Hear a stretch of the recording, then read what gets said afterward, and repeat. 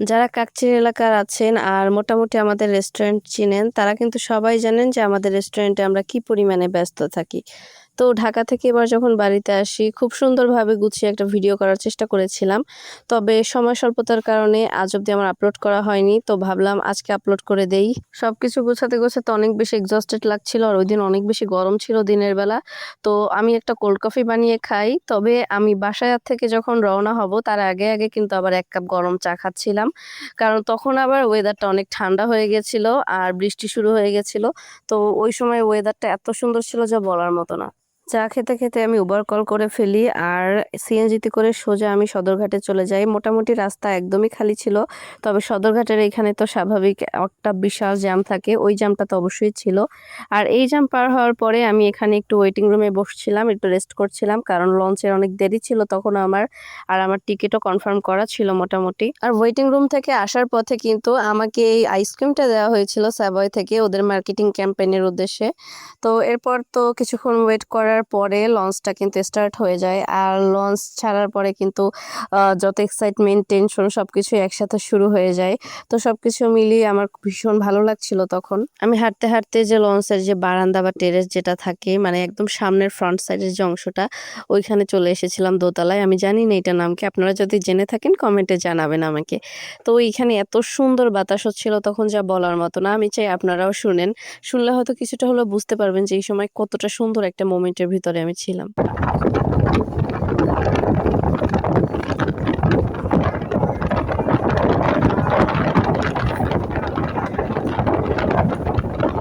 এই তো বাইরে কিছুক্ষণ ঘোরাঘুরির পর চলে আসলাম আমি আমার কেবিনে। আর কেবিনে এসে ভাবলাম এখন ডিনারটা করে ফেলা উচিত।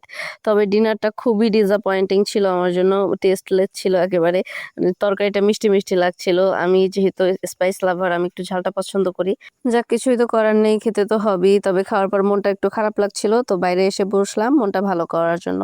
আর এখানে আবার লঞ্চের রেস দেখছিলাম আমি দাঁড়িয়ে কি সুন্দর ২ টা লঞ্চ রেস করতেছে। অন্য লঞ্চটা মেবি ছিল প্রিন্স খান আওলাদ, মানে কি যেন একটা নাম, আমার মনে নেই। যারা লঞ্চ চিনেন তারা হয়তো দেখেই বুঝবেন এটা কোন লঞ্চ ছিল। ওই দিক কিন্তু বেশ সুন্দর উজ্জ্বল একটা চাঁদ ছিল। আর এখানে আমি কেবিনের স্যান্ডেল পরে বসে ভাবসাব নিয়ে ভিডিও বানাচ্ছিলাম। এমন সুন্দর ওয়েদারে একটা চা কফি না হলে একেবারেই চলে না। তো আমি ভেবেছিলাম যে এখান থেকে রেডিমেড কফিটা খাবো। তারপর ভাবলাম যে না, একটু নিচতলা থেকে চা না খেলেই নয়।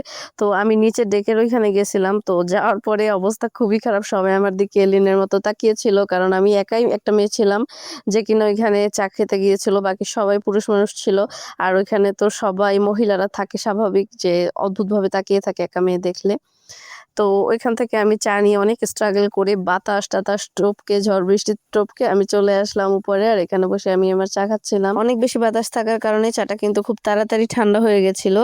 আর এদিকে আমি অর্ধেক মতো চাই নিয়ে আসতে পেরেছিলাম উদ্ধার করে এত বাতাসের ভিতরে, কারণ চা পড়ে যাচ্ছিল বারবার।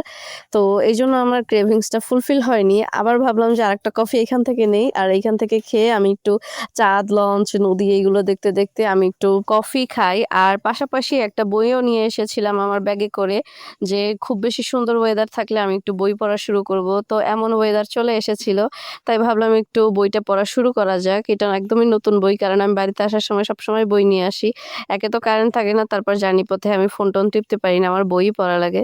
এরপর আর তেমন কোনো ক্লিপ নেওয়া হয়নি। আজকের ভিডিওটা তাই এখানেই শেষ হচ্ছে। আর কাকচিড়াতে যারা আছেন তারা কিন্তু অবশ্যই একবার হলেও আমাদের রেস্টুরেন্টে ভিজিট করে যাবেন।